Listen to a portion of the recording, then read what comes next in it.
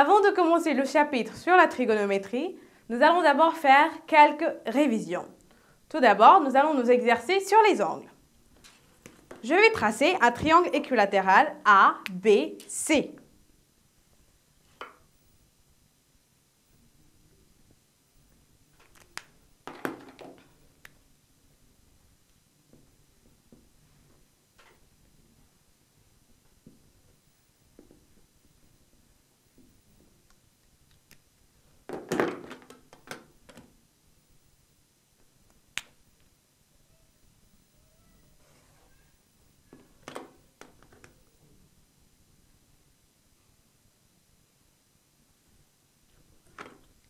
A, B, C.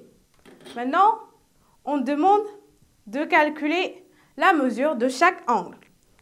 On sait que A, B, C est un triangle équilatéral. Donc, tous ces angles sont égaux. L'angle A est égal à l'angle C, est égal aussi à l'angle B. Égale B, égale C. Voilà. On sait aussi que dans un triangle, la somme totale des angles est égale à 180 degrés. Donc, on a A plus l'angle B plus l'angle C qui est égal à 180 degrés. Et puisque l'angle A est égal aussi à l'angle B, aussi égal à l'angle C, donc pour trouver la mesure d'un angle, on prend 180 degrés divisé par 3. 180 degrés divisé par 3. On obtient 60 degrés. Donc, l'angle A mesure 60 degrés, l'angle C aussi, l'angle B aussi.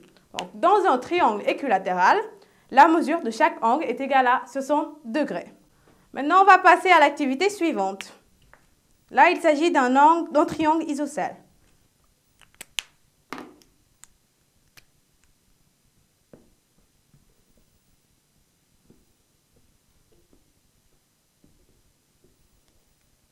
MNP.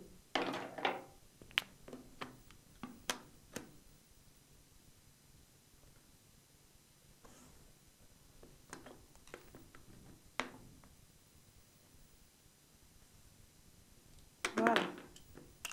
M, N, P. On nous donne la mesure de l'angle au sommet, celui-là, qui est égal à 70 degrés. On demande de calculer la mesure des angles N et P. Déjà, on sait que MNP est un triangle isocèle. Donc, les angles à la base ont la même mesure.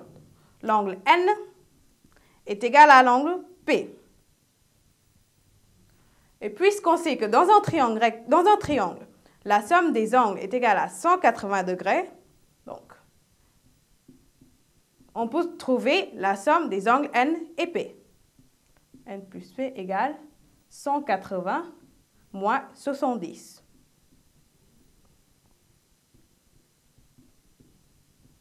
Égale 110 degrés. Et puisque N égale P, donc, pour trouver la mesure de chaque angle, il faut prendre 110 divisé par 2. On obtient 55 degrés. Donc, l'angle N mesure 55 degrés et l'angle P mesure aussi 55 degrés. Maintenant, on va passer à l'activité suivante. On a cette figure qui est composée de deux droites parallèles et une séquente. On nous a donné la mesure de l'angle XAV qui est égal à 50 degrés. Maintenant, on nous demande les mesures des angles NAY, NBT et ZBV. Pour l'angle NAY, il est là. On constate que les angles XAB et NAY sont des angles opposés par le sommet. Et on sait que deux angles opposés par le sommet ont la même mesure. Donc, NAY égale XAB égale 50 degrés. Maintenant, pour l'angle NBT qui est là. On constate que les angles XAV et NBT sont des angles alternes internes, formés de deux droites parallèles coupées par une séquente. Donc, ils sont égaux. Donc, NBT est aussi égal à 50 degrés. Pour l'angle ZBV, il est là. On a les angles XAV et ZBV qui sont des angles correspondants, formés par deux droites parallèles et une sécante. Donc, ils ont la même mesure, c'est-à-dire 50 degrés. Et on a aussi les angles ZBV et NBT qui sont opposés par le sommet. Toujours 50 degrés. Voilà. On va passer à l'activité suivante. On a un triangle IJK, rectangle en I. Un triangle rectangle isocèle en I. Je le trace.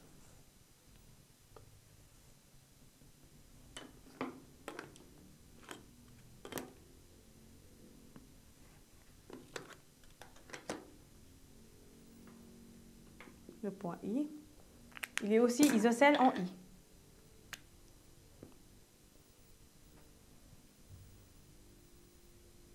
Donc voilà.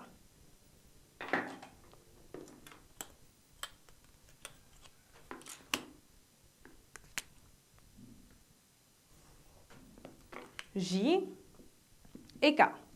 On nous demande la mesure des angles I, J, K. Déjà, on sait que IJK est un triangle rectangle en I. Donc, la mesure de l'angle I est égale à 90 degrés. Donc, I égale 90 degrés. Maintenant, puisque IJK est un triangle rectangle, donc les angles aigus sont des angles complémentaires. Leur somme est donc égale à 90 degrés.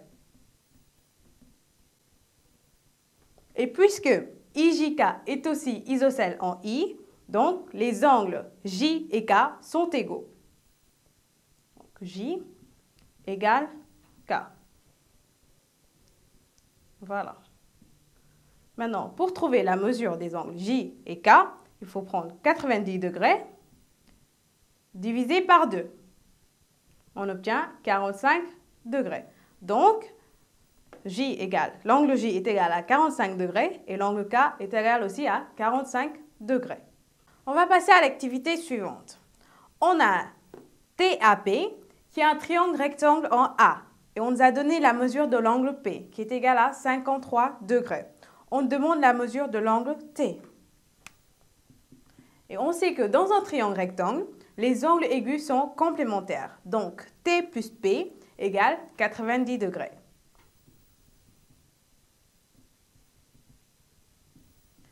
Et puisqu'on connaît la mesure de l'angle P, on peut trouver la mesure de l'angle T. On ne fait que remplacer. Plus 53 degrés égale 90 degrés. Donc, T égale 90 degrés moins 53 degrés. Donc, T égale 90 moins 53 égale 37. Donc, T égale 37 degrés. Voilà, 37 degrés. On va passer à l'activité suivante. On a EFG, triangle rectangle en E, tel que EF égale 2 cm et EG égale 4 cm. Voici l'esquisse de la figure. Maintenant, on nous demande de calculer la longueur de FG.